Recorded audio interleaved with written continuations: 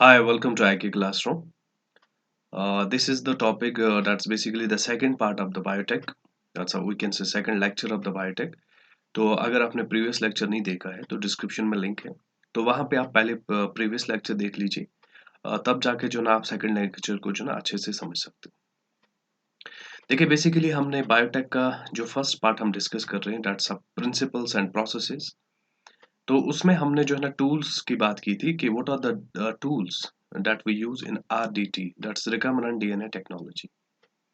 हमने restriction endonuclease के बारे में बात की थी और बच्चों जो रिस्ट्रिक्शन एंडोन्यूक्लियस है जिन्हें हम जो है ना molecular we call them as molecular scissors. ठीक है, तो ये रिस्ट्रिक्शन एंडोन्यूक्लियस जो है ना इनके बारे में हमने बोला था कि सबसे पहली बात ये है कि ये ऐसा एंजाइम है जो डीएनए को जो है ना बीच में कट करेगा एट अ पर्टिकुलर सीक्वेंस। और हमने कहा था मोस्ट ऑफ द वो जो सीक्वेंस होती हैं they are palindromic in nature. So restriction endonuclease के बारे में हमने आपसे बोला था कि जब वो कट करेंगे डीएनए को तो या तो स्टिकी एंड्स बनेंगे या तो ब्लंट एंड्स बनेंगे। स्टिकी एंड्स जो है ना उनके बारे में हमने जो है ना प्रीवियस वीडियो में पूरी तरह से एक्सप्लेन किया था कि स्टिकी एंड्स कैसे होते हैं। नाउ आज की वीडियो में हम स्टार्ट करेंगे ब्लंट एंड्स से कि ब्लंट एंड्स जो है ना किस तरह से बन सकते हैं। ठीक है, देखिए सबसे पहले मैं आपको यहाँ पे लिटिल बिट दिखा दूं कि ब्लंट एंड्स कैसे होंगे।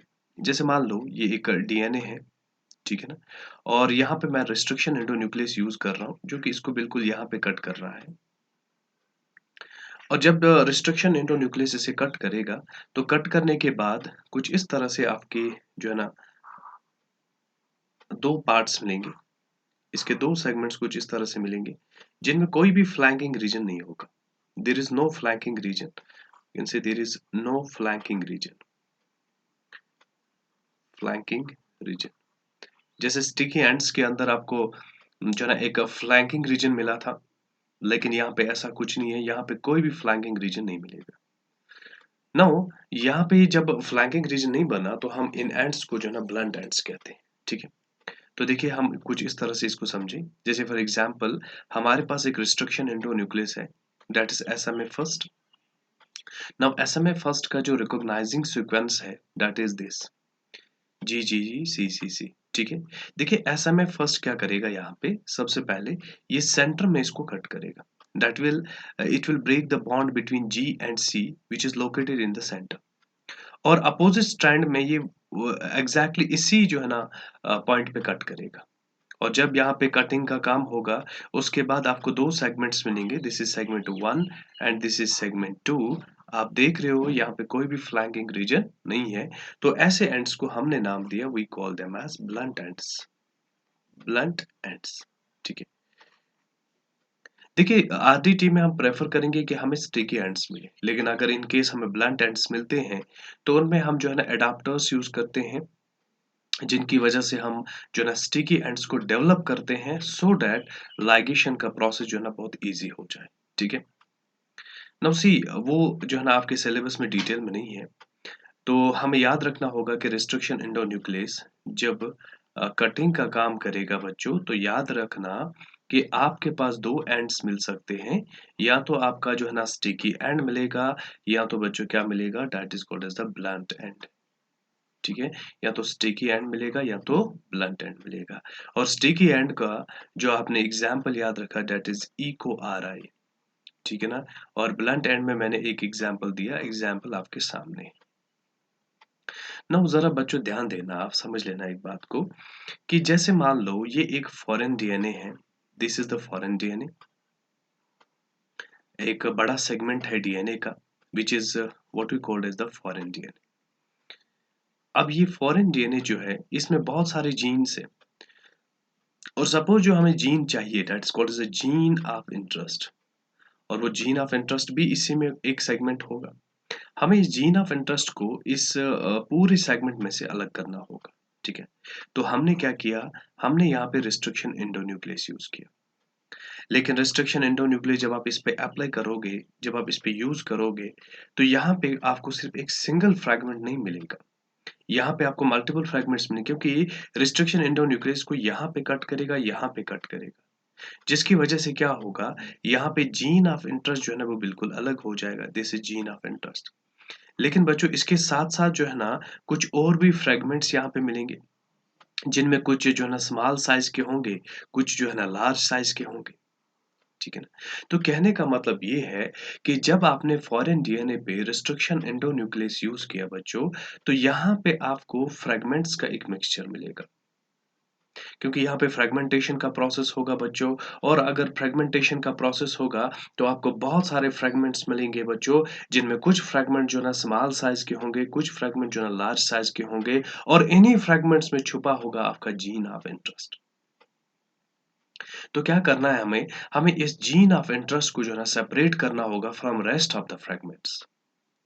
नाउ बच्चों इसके लिए हम टेक्निक यूज करेंगे, that's called the gel electrophoresis.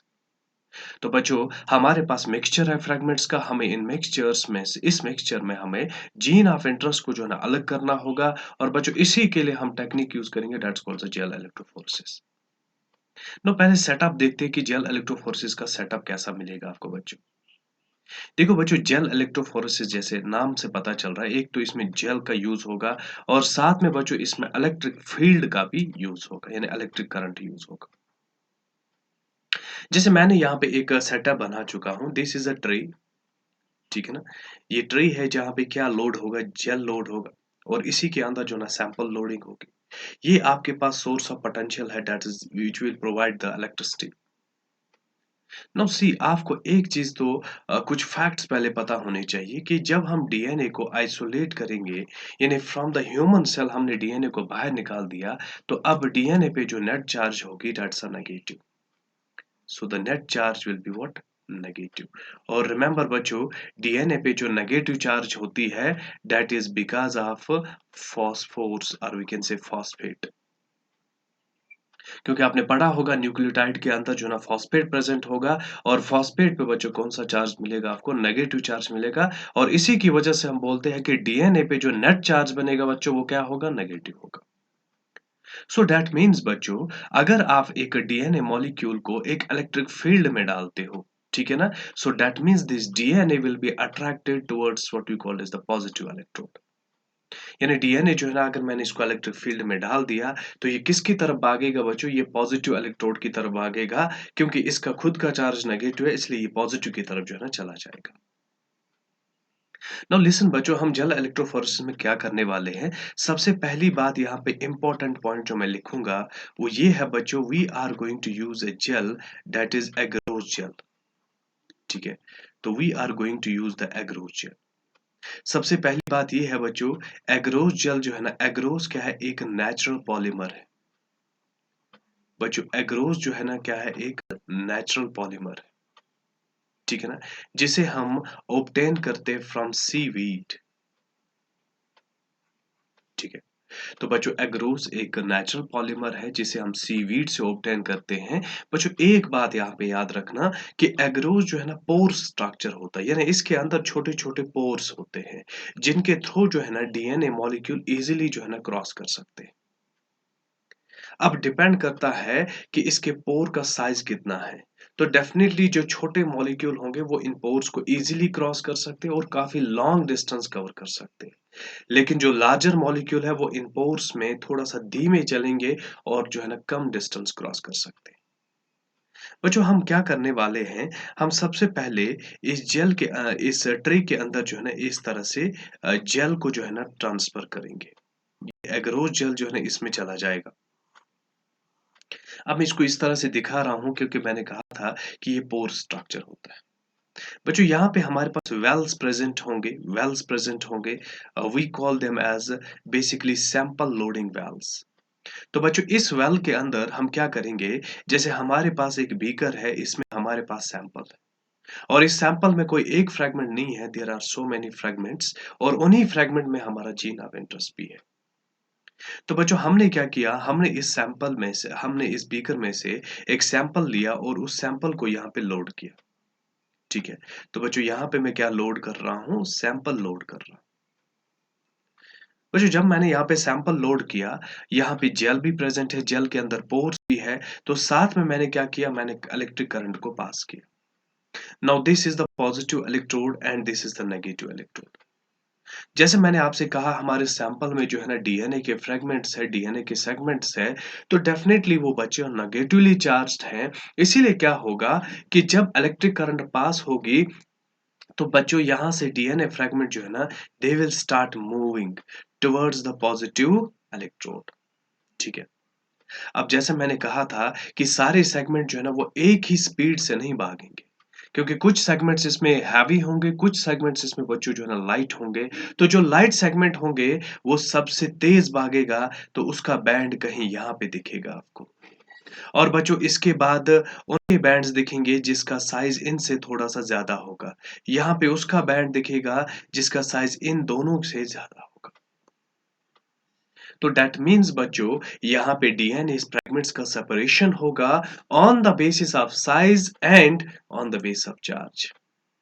क्योंकि चार्ज भी यहाँ पे मैटर करेगी, तो लेकिन सेपरेशन जो यहाँ पे होगा that is on the base of their molecular weight. So इसका मतलब ये हुआ जब जेल इलेक्ट्रोफोरेसिस कंप्लीट प्रोसेस होगा, यानी यहाँ पे डीएनए फ्रेगमेंट सेपरेट होंगे, तो आपको इसके ऊपर जो है ना इस तरह से डीएनए जो है ना सेपरेट होगा। लेकिन पहले-पहले आपको ये डीएनए बैंड जो है ना यहाँ पे दिखेंगे नहीं, क्योंकि जब सेपरेशन का प्रोसेस होगा तो यहाँ पे कोई भी बैंड आपको जेल के ऊपर नहीं दिखेगा, क्योंकि दीज बैंड्स आर इनविजिबल। सो हमें क्या करना होगा, हमें बैंड्स को विजुअलाइज करना होगा। तो बच्चों उसके लिए हमें कुछ और करना होगा। सबसे पहली बात ये है कि जो ही आपका प्रोसेस कंप्लीट हुआ उसके बाद आप यहाँ पे यूज करोगे इथिडियम ब्रोमाइड। इथिडियम ब्रोमाइड, ठीक है। और बच्चों जब आपने इसके ऊपर इथिडियम ब्रोमाइड अप्लाई किया तो साथ में ही आप इस जेल को, इस ट्रे को एक्सपोज करोगे टू द अल्ट्रावायलेट रेडिएशन। और बच्चों जब अल्ट्रावायलेट रेडिएशन इथिडियम ब्रोमाइड पे पड़ेगी तो यहाँ पे आपको जो है ना ऑरेंज ऑरेंज कलर के जो है ना बैंड्स दिखेंगे, जो कि डीएनए के बैंड्स होंगे। तो बच्चों हमने ये कहा आपने चल इलेक्ट्रोफोरेसिस किया, डीएनए बैंड जो है ना वो सेपरेट हुए, यानी जो डीएनए का सेपरेशन हुआ on the base of molecular weight हुआ। लेकिन बच्चों मैंने आपसे कहा अब इन बैंड्स को विजुअलाइज करने के लिए आपने इनके ऊपर इथिडियम ब्रोमाइड अप्लाई करना होगा। लेकिन इथिडियम ब्रोमाइड बच्चों अकेले हेल्प नहीं करेगा टू विजुअलाइज द डीएनए, हमें इसको एक्सपोज करना होगा टू द अल्ट्रावायलेट रेडिएशन। उसके बाद यहाँ पे आपको विजुअलाइज होंगे बैंड्स, और किस कलर के दिखेंगे बच्चों, वो ऑरेंज कलर के दिखेंगे। इस तरह से जो है ना डीएनए के फ्रेगमेंट जो है ना यहाँ पे क्या हुए, सेपरेट हुए। अब बच्चों इन्हीं में से आपका जो है ना एक डीएनए सेगमेंट आपका जीन ऑफ इंटरेस्ट है। अब क्वेश्चन ये है कि इनमें से आप जीन ऑफ इंटरेस्ट को कैसे फाइंड आउट करोगे? तो बच्चों हम उनके लिए जो है ना प्रोब्स यूज करते हैं। हम यहाँ पे प्रोब्स यूज करेंगे और प्रोब जो है ना जो जीन ऑफ इंटरेस्ट है वो उसके साथ हाइब्रिडाइजेशन करेगा, और इस तरह से हम जो है ना जीन ऑफ इंटरेस्ट को यहाँ से सेपरेट करेंगे। तो इसका मतलब ये हुआ कि अब हमारे पास बहुत सारे फ्रेगमेंट्स थे, लेकिन हमें उन फ्रेगमेंट्स की कोई ज़रूरत नहीं थी। हमें चाहिए था तो सिर्फ़ जीन ऑफ इंटरेस्ट चाहिए था। अब हम उसी जीन ऑफ इंटरेस्ट को यहाँ से लेने वाले हैं, ठीक है? अब बच्चों क्वेश्चन ये है कि हमें जीन ऑफ इंटरेस्ट यहाँ पे मिला, तो अब हमें ये जीन ऑफ इंटरेस्ट जो है ना, suppose we have the one segment of gene of interest, लेकिन रिकम्बिनेंट डीएनए टेक्नोलॉजी के लिए कोई एक सेगमेंट हम यूज़ नहीं करने वाले, हमें मल्टीपल कॉपीज़ चाहिए किसकी, जीन ऑफ इंटरेस्ट की। तो बच्चों इसको हम एम्प्लीफाई करेंगे एक टेक्नीक से जिसे हम बोलते हैं पीसीआर, जो हम अभी डिस्कस नहीं करेंगे, लेकिन लेटर ऑन जो है ना हम इसको डिस्कस करेंगे। लेकिन फिलहाल हमने देखा ये कि फॉरेन डीएनए पे हमने रिस्ट्रिक्शन एंडोन्यूक्लियस यूज़ किया, हमें बहुत सारे फ्रैगमेंट्स मिले। उन्हीं फ्रैगमेंट्स में कहीं न कहीं हमारा जीन ऑफ इंटरेस्ट था। तो हमने क्या किया, हमने उस को जो है ना जेल इलेक्ट्रोफोरेसिस में डाला, जहाँ पे फ्रैगमेंट सेपरेट हुए और हमारा जीन ऑफ इंटरेस्ट जो है ना बिल्कुल सेपरेट हुआ। ठीक है ना? तो इस तरह से हमने जीन ऑफ इंटरेस्ट को यहाँ से सेपरेट कर दिया। ठीक है? अब ध्यान दीजिए आप, जो मैं आरडीटी आपको समझा रहा था, तो बच्चों उसमें हमने ये देखा था कि सबसे पहले हमें जीन ऑफ इंटरेस्ट हासिल करना होगा, जो हमने अभी जो है ना जेल इलेक्ट्रोफोरेसिस में हासिल कर लिया। नाउ बच्चों इस जीन ऑफ इंटरेस्ट को हमें जो है ना डिलीवर करना है एक होस्ट के अंदर। लेकिन बच्चों खुद से नहीं जाएगा, हमें एक वेक्टर की ज़रूरत पड़ेगी। ठीक है? तो बच्चों जीन ऑफ इंटरेस्ट इस वेक्टर के साथ लाइगेट होगा और लाइगेट होने के बाद यहाँ पे एक जो है ना दोनों का कॉम्बिनेशन बनेगा जिसे हम रिकम्बिनेंट डीएनए कहते हैं। अब ये रिकम्बिनेंट डीएनए जो है ना ये यहाँ पे डिलीवर होगा इनटू द होस्ट। तो कहने का मतलब ये है बच्चों, हमारा टारगेट ये था कि हमें जीन ऑफ इंटरेस्ट को किसी भी तरीके से होस्ट के अंदर भेजना है, तो उसके लिए हम एक जो है ना वेक्टर यूज़ करने वाले हैं। तो दैट मीन्स नेक्स्ट टूल जो हम डिस्कस करेंगे, वो ये है कि we will discuss about the cloning vectors. देखिए बच्चों, क्लोनिंग वेक्टर्स की अगर हम बात करते हैं, तो हमारे क्लोनिंग वेक्टर जो है ना, प्रोकैरियोट्स के लिए भी होंगे, जो कि बिल्कुल अलग होंगे और हमारे क्लोनिंग वेक्टर जो है ना यूकेरियोट्स के लिए भी होंगे, जो कि बिल्कुल अलग होंगे। हमारे जो है ना most of the cloning vector जो है ना हम यूज़ करते हैं फॉर द प्रोकैरियोट्स यानी बैक्टीरिया के लिए, तो उनके लिए मोस्ट कॉमनली जो वेक्टर्स हम यूज़ करते हैं बच्चों, एक हमारा बैक्टीरियोफाज है, दूसरा हमारा जो है ना प्लाज्मिड है। एक हमारा बैक्टीरियोफाज है और दूसरा क्या है? प्लाज्मिड है। So this is bacteriophage. बेटा बैक्टीरियोफाज एक ऐसा वायरस है जो बैक्टीरिया को क्या करता है? इन्फेक्ट करता है। ठीक है जी। तो बेसिकली बैक्टीरियोफाज क्या करेगा? जैसे मान लो हमारे पास एक बैक्टीरिया है, अब इसके ऊपर जो है ना इस तरह से बैक्टीरियोफाज ने जो है ना अटैक किया। अब बैक्टीरियोफाज बच्चों जब इस पे अटैक करेगा, तो ये अपना जीनोम जो है ना इस बैक्टीरिया के अंदर भेजेगा। और ये जीनोम क्या करेगा, ये इस बैक्टीरिया के जीनोम के साथ जो है ना मिक्स हो जाएगा यानी इंटीग्रेट हो जाएगा और फिर जाके अपने आप को एक्सप्रेस करेगा, अपनी कॉपीज़ बढ़ाएगा, तो इस तरह से ये अपना लाइफ साइकिल यहाँ पे कंटिन्यू करेगा। तो इसी चीज़ को हमने यूज़ किया एज़ अ वेक्टर। तो हमने बैक्टीरियोफाज को ही मॉडिफाई करके हमने उसको यूज़ किया एज़ अ क्लोनिंग वेक्टर। तो बच्चों इसी तरह दूसरा हमारे पास है that is plasmid. Now plasmid के बारे में थोड़ी-सी इन्फॉर्मेशन होनी चाहिए आपको। लेट्स सी कि प्लाज्मिड जो है ना क्या चीज़ होती है। देखिए सबसे पहली बात ये है बच्चों कि plasmid is basically a DNA and remember this DNA is mostly circular, ठीक है? एंड साथ में जो है ना डबल स्ट्रैंडेड मिलेगा। बच्चों प्लाज्मिड जो है ना मोस्टली मोस्टली जो है ना प्लाज्मिड आपको मिलेगा किसमें? प्रोकैरियोट्स के अंदर, ठीक है? बच्चों प्लाज्मिड जो है ना एक सेल्फ रेप्लिकेटिंग होता है। यानी इसमें जो है ना अपना एक ओरिजिन ऑफ रेप्लिकेशन होगा और ये खुद जो है ना रेप्लिकेशन का प्रोसेस करेगा। अब ये जो प्रॉपर्टी इसमें that it is self replicating, now this property is going to make it as a vector. तो बच्चों हमने प्लाज्मिड के बारे में बात की थी, हमने बोला था आपको मोस्टली जो ना प्रोकैरियोट्स में मिलेगा। लेकिन बच्चों बहुत ही रेयर केसेस में मैं आपको एक चीज बता दूं कि रेयर केस में यूकैरियोट्स के अंदर भी मिलेगा। There is 2 micron circle that is the plasmid which is present in the eukaryotes. लेकिन अदरवाइज जो है ना प्लाज्मिड आपको बोला जाएगा तो सिर्फ और सिर्फ किसमें मिलेगा? प्रोकैरियोट्स में मिलेगा। सिंपल एक डीएनए है जिसका अपना ओरिजिन ऑफ रेप्लिकेशन है और जो है ना जिसकी वजह से वो सेल्फ रेप्लिकेटिंग होता है। नाउ सी, जैसे हमने कहा प्लाज्मिड जो है ना that can act as a vector, इसी तरह बच्चों हमने बोला bacteriophage can act as a vector, इसी तरह हम बोल सकते हैं रेट्रोवायरस हो सकता है that can act as the vector. But the question ये है कि आखिर इन वेक्टर्स में आखिर इन जो हमारे पास यहाँ पे मॉलिक्यूल्स है जिनके बारे में हम बोल रहे हैं बच्चों, आखिर इनमें ऐसा क्या है जिसकी वजह से वो वेक्टर्स की तरह एक्ट कर रहे हैं? तो दैट मीन्स वेक्टर बनने के लिए बच्चों एक एलिजिबिलिटी क्राइटेरिया होता है कि ये एलिजिबल है कि नहीं है। तो दैट मीन्स हमें उन जो है ना फीचर्स को देखना होगा जिन फीचर्स की वजह से हम बोल सकते हैं हाँ ये एक वेक्टर की तरह काम कर सकता है। तो बच्चों वो जो फीचर्स है एक वेक्टर में, the features are number first, this vector should have origin of replication, this vector should have selectable marker, this vector should have a cloning site. बच्चों इस वेक्टर का अपना एक ओरिजिन ऑफ रेप्लिकेशन बच्चों ऐसा होता है, we can say it's a start site for replication. ये एक ऐसा साइट है जहां से रेप्लिकेशन का प्रोसेस स्टार्ट हो। बेसिकली बच्चों अगर आप इस ओरिजिन को देखोगे तो ये ओरिजिन जो है ना ये ओरिजिन ऑफ रेप्लिकेशन जो होता है बेसिकली इसमें ऐसे बेस सीक्वेंस आपको मिलेंगे जैसे एडेनिन थाइमीन मोस्टली, जिसकी वजह से क्या होगा, इन्हें मेल्ट करना जो है ना ईजी होगा as compare to GC base pair. So that means we can say they are AT rich. They are AT rich origin of application. बच्चों दूसरा हमारे पास होता है सिलेक्टेबल मार्कर्स. इन सिलेक्टेबल मार्कर्स के बारे में हम अभी जो है ना डिटेल में डिस्कस करेंगे. And the third is cloning site. बच्चों यहाँ पे मैं फिर से आपको याद दिला दूं, ये मैंने प्रीवियस वीडियो में बताया था कि रिस्ट्रिक्शन इंडोन्यूक्लियस, सपोज आपने रिस्ट्रिक्शन इंडोन्यूक्लियस 1 यूज किया फॉरेन डीएनए के लिए, जीन ऑफ इंटरेस्ट को अलग करने के लिए. बच्चों इसी रिस्ट्रिक्शन इंडोन्यूक्लियस 1 से ही आपको कट करना पड़ेगा वेक्टर को. सो दैट मीन्स हमारे पास एक कॉमन रिस्ट्रिक्शन इंडोन्यूक्लियस होगा, जिससे हम एक फॉरेन डीएनए को भी कट करेंगे और साथ में जो है ना वेक्टर को भी कट करेंगे.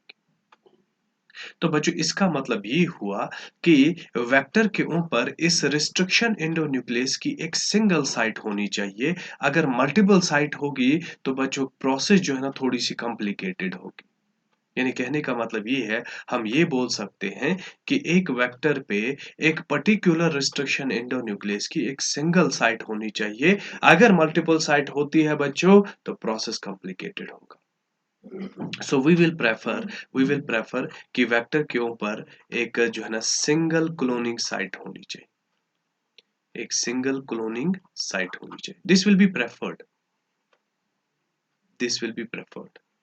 ओके. नाउ सी हम यहाँ पे बात करने वाले हैं about the selectable markers. Listen बच्चों, ध्यान देना आप अच्छे से इस पॉइंट को आप समझो. यहाँ पे हमने कहा बच्चों कि जैसे मान लो ये हमारा जीन ऑफ इंटरेस्ट है, ठीक है, और यहाँ पे हमने वेक्टर जो है ना व्हाइट से बना दी. Now this is the vector. बच्चों हमने कहा जब हम इन दोनों को कंबाइन करते हैं तो हमें यहाँ पे एक हाइब्रिड स्ट्रक्चर मिलता है, जिसमें जीन ऑफ इंटरेस्ट भी इंसर्ट होगा. तो हम इसको बोलेंगे रिकम्बिनेंट डीएनए. बच्चों हमने कहा था इस रिकम्बिनेंट डीएनए को अब हम क्या करेंगे, एक होस्ट में जो है ना ट्रांसफर करेंगे. लेकिन सपोज हमारा होस्ट जो है वो इकोलाई है, ठीक है ना, तो यहाँ पे भी इकोलाई है. मैंने कोई सिंगल होस्ट नहीं लिया है, मेरे पास मल्टीपल होस्ट है. और साथ में बच्चों जब रिकम्बिनेंट डीएनए आपके पास होगी, कोई एक कॉपी नहीं होगी, मल्टीपल कॉपीज होगी. लेकिन बच्चों जब रिकम्बिनेंट डीएनए होस्ट के अंदर ट्रांसफर होता है बच्चों, तो ये रैंडम प्रोसेस है. इसका मतलब ये हुआ, सपोज मान लेते हैं कि ये रिकम्बिनेंट डीएनए जो है ना ये चला गया इस इकोलाई के अंदर. ये रिकम्बिनेंट डीएनए जो है ना इस इकोलाई के अंदर चला गया और मैंने देखा कि इस इकोलाई के अंदर जो है ना कोई भी रिकम्बिनेंट डीएनए नहीं गया. इसका मतलब ये हुआ बच्चों कि रिकम्बिनेंट डीएनए जो है ना वो इस इकोलाई में, suppose this is A and this is B, तो इकोलाई ए के अंदर जो है ना रिकम्बिनेंट डीएनए है, इकोलाई बी के अंदर जो है ना कोई भी रिकम्बिनेंट डीएनए नहीं है. तो बच्चों जिस इकोलाई के जिस होस्ट के अंदर रिकम्बिनेंट डीएनए चला गया उसे हम जो है ना ट्रांसफॉर्मेंट बोलते हैं. We call it as transformant. और बच्चों इसी को हम बोलेंगे recombinant. We call it as recombinant. लेकिन बच्चों जिसके अंदर रिकम्बिनेंट डीएनए नहीं है तो उसे हम जो है ना नॉन ट्रांसफॉर्मेंट बोलेंगे. नहीं तो बच्चों इसको हम जो है ना नॉन रिकम्बिनेंट बोलेंगे. तो हमने क्या बोला कि जिसके अंदर रिकम्बिनेंट डीएनए चला गया होस्ट के अंदर, उसे हमने नाम दिया ट्रांसफॉर्मेंट या रिकम्बिनेंट. लेकिन जिसके अंदर बच्चों रिकम्बिनेंट डीएनए नहीं गया उसको हमने नाम दिया नॉन ट्रांसफॉर्मेंट और नॉन रिकम्बिनेंट. इसका मतलब ये हुआ बच्चों कि आपके पास मान लो यहाँ पे मल्टीपल होस्ट है. This is host A, host B, host C, host D. आपको इनमें से सिलेक्ट करना होगा कि इनमें से रिकम्बिनेंट कौन है या ट्रांसफॉर्मेंट कौन है, क्योंकि सारे के सारे जो है ना ट्रांसफॉर्मेंट नहीं होंगे. तो बच्चों उस केस में हम क्या करेंगे, हमें यहाँ पे जो हम वेक्टर यूज करने वाले हैं उस वेक्टर में ही कुछ ऐसा होना चाहिए जो हमें हेल्प करेगा टू सिलेक्ट द रिकम्बिनेंट. यानी बच्चों इस वेक्टर के अंदर एक यूनिक फीचर होना चाहिए जिसे हम नाम देते हैं सिलेक्टेबल मार्कर. अब बच्चों इस वेक्टर के अंदर जब ये सिलेक्टेबल मार्कर होगा तो डेफिनेटली यही वेक्टर हमें हेल्प करेगा टू आइडेंटिफाई कि रिकम्बिनेंट किस में है और जो है ना नॉन रिकम्बिनेंट कौन है. तो उस चीज से हम रिकम्बिनेंट को अलग कर सकते हैं फ्रॉम नॉन रिकम्बिनेंट्स। सो बच्चों कहने का मतलब ये है कि सिलेक्टेबल मार्कर जो है ना, it will help you, it will help us to distinguish recombinant from non-recombinant recombinant, or we can say simply they will help in selection of transformants। या तो ये हम बोल सकते हैं कि ये हमें सिंपली जो है ना ट्रांसफॉर्मेंट को सिलेक्ट करने में हेल्प करते हैं। अब बच्चों सिलेक्टेबल मार्कर जो हमने बोला एक यूनिक फीचर होगा किस में, प्लाज्मिड के अंदर यानी वेक्टर के अंदर। तो बच्चों क्वेश्चन ये है कि ऐसा कौन सा यूनिक फीचर होगा, तो आंसर है कि दो चीजें हो सकती है। या तो इस वेक्टर के अंदर किसी एंटीबायोटिक के अगेंस्ट जो है ना एक जो है ना रेजिस्टेंट जीन है, ठीक है ना, या तो इसमें दूसरा मैकेनिज्म यूज होगा that is called the insertional inactivation. बच्चों दोनों को डिटेल में जानने की कोशिश करते हैं। सबसे पहले जरा देखते हैं एंटीबायोटिक रेजिस्टेंट जीन। देखो बच्चों हमारी बॉडी के अंदर काम कैसे होता है जरा ध्यान देना। सपोज ये डीएनए है और इस डीएनए पे एक जीन है, ठीक है ना, एक जीन है। बच्चों इस जीन में क्या होगा, सबसे पहले ट्रांसक्रिप्शन होगा, तो यहाँ पे क्या बनेगा, एमआरएनए बनेगा। और बच्चों इसी एमआरएनए में जब ट्रांसलेशन होगा तो यहाँ पे एक प्रोटीन बनेगा, ठीक है। तो बच्चों जब मैंने बोला एंटीबायोटिक रेजिस्टेंट जीन, तो दैट मीन्स ये एक ऐसा जीन है जिसमें एमआरएनए बनेगा, और एमआरएनए बनने के बाद जब ट्रांसलेशन होगा तो यहाँ पे एक ऐसा प्रोटीन बनेगा जो इसे रेजिस्टेंस देगा अगेंस्ट एनी एंटीबायोटिक। अब मान लो हो सकता है ये प्रोटीन इसको रेजिस्टेंस देगा अगेंस्ट द एम्पिसिलिन, या हो सकता है against the tetracycline, chloramphenicol, there are so many antibiotics. देखो बच्चों एक पॉइंट याद रखना, हमने यहाँ पे रेजिस्टेंट जीन की बात की। इस प्लाज्मिड के अंदर जीन प्रेजेंट होगा, और जीन जो है ना वो प्रोटीन बनाएगा, और वही प्रोटीन जो है ना रेजिस्टेंस देगा अगेंस्ट द एंटीबायोटिक। जरा ध्यान देना, आप एक बात समझ लेना बच्चों, जनरली जो इकोलाई है that does not show resistance against any antibiotic। देखिए बच्चों जनरली इकोलाई जो है ना वो जनरली किसी भी एंटीबायोटिक के खिलाफ रेजिस्टेंस शो नहीं करता। तो दैट मींस एंटीबायोटिक रेजिस्टेंट वाला सिलेक्शन जो है ना आप यूज करोगे for E coli. So we are going to use it for E coli, ठीक है ना। जब होस्ट आपका इकोलाई होगा तो आप सिलेक्शन किसके थ्रू करोगे, एंटीबायोटिक रेजिस्टेंट जीन के थ्रू। अब जरा ध्यान दीजिए बच्चों, हमारे पास ये प्लाज्मिड है और ये प्लाज्मिड का है ओरिजिन ऑफ रेप्लिकेशन। अब बच्चों इसके साथ साथ यहाँ पे हमने कहा सपोज इसके पास एक रेजिस्टेंट जीन है दैट इज एम्पिसिलिन रेजिस्टेंस, और साथ में सपोज यहाँ पे एक दूसरा रेजिस्टेंट जीन है that is tetracycline resistance. So that means बच्चों अभी जो आप प्लाज्मा देख रहे हो इसके पास जो है ना एम्पिसिलिन के खिलाफ भी रेजिस्टेंस है, और जो है ना टेट्रासाइक्लिन के खिलाफ भी रेजिस्टेंस है। यानी अगर आप इस प्लाज्मिड को एक ऐसे मीडियम में डालोगे जहां पे एम्पिसिलिन भी है और टेट्रासाइक्लिन भी है, इट विल सर्वाइव, क्योंकि इसके पास दोनों एंटीबायोटिक के खिलाफ क्या है, रेजिस्टेंस है। बच्चों एक बात यहां पे समझ लेना, हमने आपसे कहा था कि जो जीन है जनरली जो क्या है जीन है उसमें ट्रांसक्रिप्शन होगा, और यहाँ पे जो है ना एमआरएनए बनेगा, और फिर उसमें जो है ना ट्रांसलेशन होगा और यहाँ पे प्रोटीन होगा। जब तक ये प्रोसेस हो रहा है बच्चों हम बोलेंगे कि जीन जो है ना वो फंक्शनल है। लेकिन बच्चों एक बात जरा समझो, अगर हम इस जीन के अंदर अगर हम इस जीन के अंदर एक फॉरेन जीन को जो है ना इंसर्ट करेंगे, यानी मान लो ये जीन हमारा था जो कि बिल्कुल फंक्शनल था, और हमने अब क्या किया, इसके अंदर एक फॉरेन जीन जो है ना इंसर्ट कर दिया, ठीक है। जो ही बच्चों हमने इसमें एक फॉरेन जीन इंसर्ट कर दिया, तो ये जीन जो है ना ये क्या बन जाएगा, नॉन फंक्शनल बन जाएगा।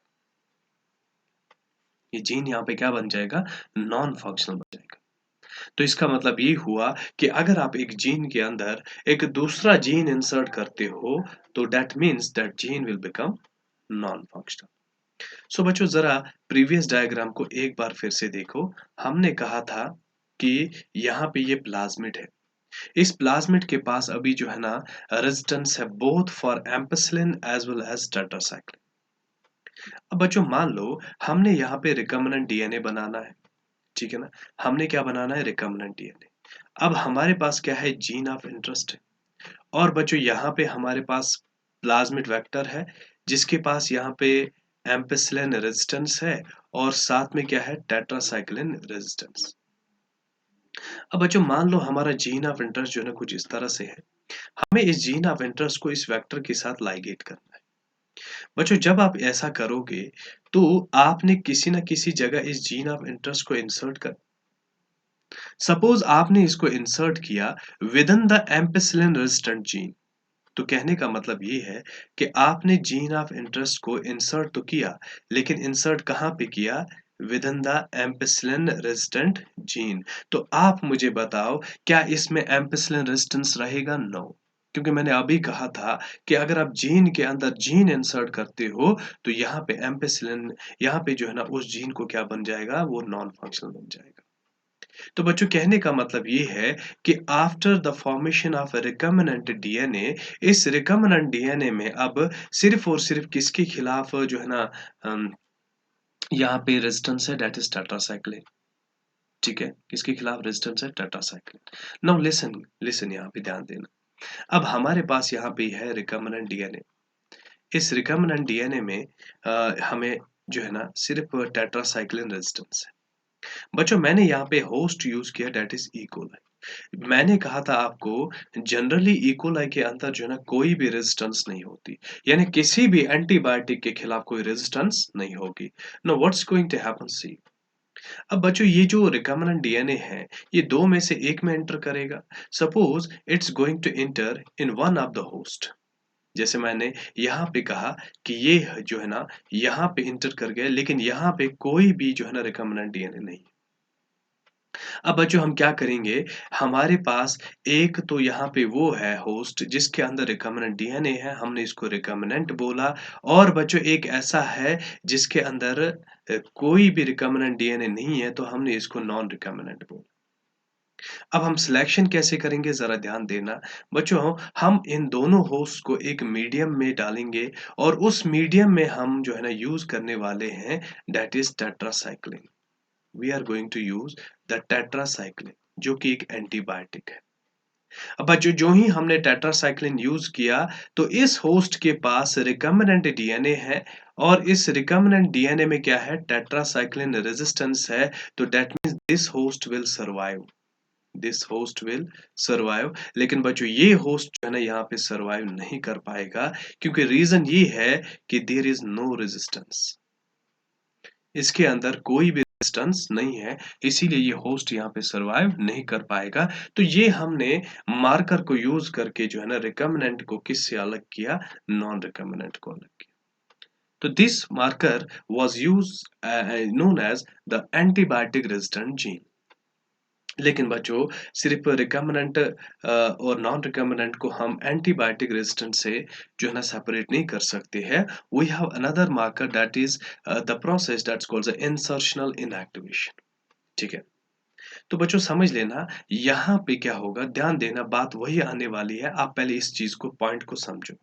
बच्चों मेरे पास एक जीन है, मैंने कहा ये जीन फंक्शनल है, मैंने कहा ये जीन फंक्शनल है। तो बच्चों कहने का मतलब ये है कि इस पे ट्रांसक्रिप्शन होगा और एमआरएनए बनेगा और बच्चों इसमें ट्रांसलेशन होगा, तब जाके एक फंक्शनल प्रोटीन बनेगा और इस प्रोटीन की वजह से कोई ना कोई फंक्शन होगा। ठीक है, लेकिन मैंने आपसे कहा था कि बच्चों अगर आप इसी जीन के अंदर, इस जीन के अंदर एक फॉरेन जीन जो है ना इंसर्ट कर रहे हो, ठीक है, एक फॉरेन जीन इंसर्ट कर रहे हो और उस फॉरेन जीन को इंसर्ट करने के बाद ये क्या होगा? After that it will become non functional. ये कहने का मतलब ये है कि जब आप इस जीन के अंदर जो कि जीन 1 था हमारे पास, अगर आप इसके अंदर एक फॉरेन जीन इंसर्ट करते हो, ये जीन नॉन फंक्शनल बनेगा, यानी ये सारी प्रोसेस नहीं होगी, यानी कहने का मतलब ये है कि प्रोटीन भी नहीं बनेगा। और बच्चों अगर प्रोटीन नहीं बनेगा, तो इस प्रोटीन से होने वाला जो काम है वो भी नहीं होगा। सी हम यहाँ पे इंसर्शनल इनएक्टिवेशन समझने जा रहे हैं। इसके लिए हमने एक जो है ना सपोज़ हमारे पास एक प्लाज़मिड है और इस प्लाज़मिड के अंदर एक जीन है, जिस जीन का हमने नाम दिया that is called as the lag-Z gene. अब बच्चों समझ लेना, पहले नॉर्मल फंक्शन समझते हैं, एक लैग-ज़ेड जीन का नॉर्मल फंक्शन क्या है, ठीक है? तो ज़रा समझ लीजिए आप लैग-ज़ेड जीन का नॉर्मल फंक्शन क्या है? देखिए बच्चों, लैग-ज़ेड एक जीन है। तो जब ये जीन नॉर्मल है मीन्स जब ये फंक्शनल है तो इसमें सबसे पहले ट्रांसक्रिप्शन होगा और आपका यहाँ पे एक एमआरएनए बनेगा। बच्चों उसके बाद यहाँ पे जब ट्रांसलेशन होगा तो यहाँ पे एक प्रोटीन बनेगा, उस प्रोटीन का नाम देते हैं बीटा गैलेक्टोसाइडेज। बीटा गैलेक्टोसाइडेज, ठीक है। अब बच्चों यहाँ पे बीटा गैलेक्टोसाइडेज के जो है ना मल्टीपल फंक्शंस है, लेकिन यहाँ पे एक फंक्शन जो हम इसका इम्पोर्टेंट पढ़ेंगे वो ये है कि this beta galactosidase will do one thing that it will convert a compound that is called as the X gal, ठीक है ना, into the blue coloured compound. यानी कहने का मतलब ये है कि जब लैग जेड फंक्शनल है तो बीटा गैलेक्टोसाइडेज का फॉर्मेशन होगा और बच्चों जब बीटा गैलेक्टोसाइडेज का फॉर्मेशन होगा तो that will convert x girl into the blue coloured compound. This is the chromogenic product जिसको वो कन्वर्ट करते हैं किस में, एक कलर्ड प्रोडक्ट में जिसका कलर क्या होगा, ब्लू कलर होगा, ठीक है।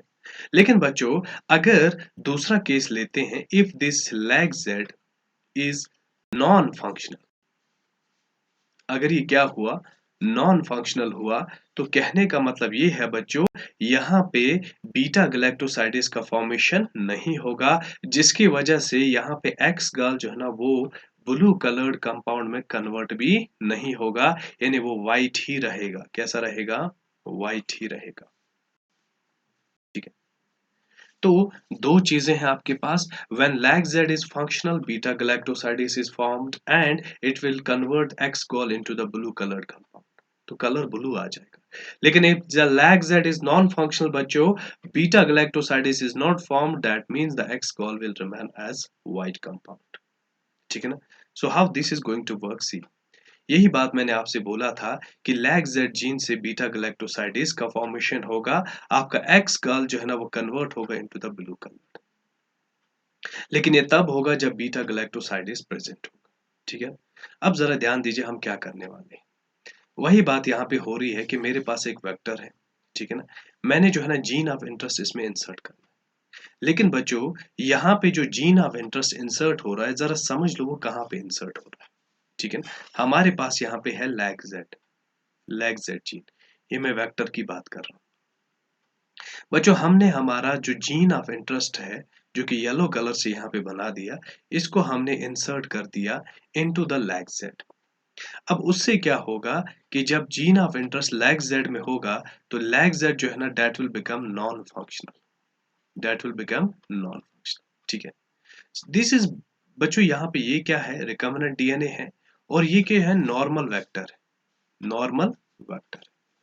तो कहने का मतलब ये है इसमें लैग जेड फंक्शनल होगा, लेकिन इसमें लैग जेड जो है ना नॉन फंक्शनल होगा, क्योंकि हमने जीन ऑफ इंटरेस्ट को कहाँ पे इंसर्ट किया, with in the lag Z.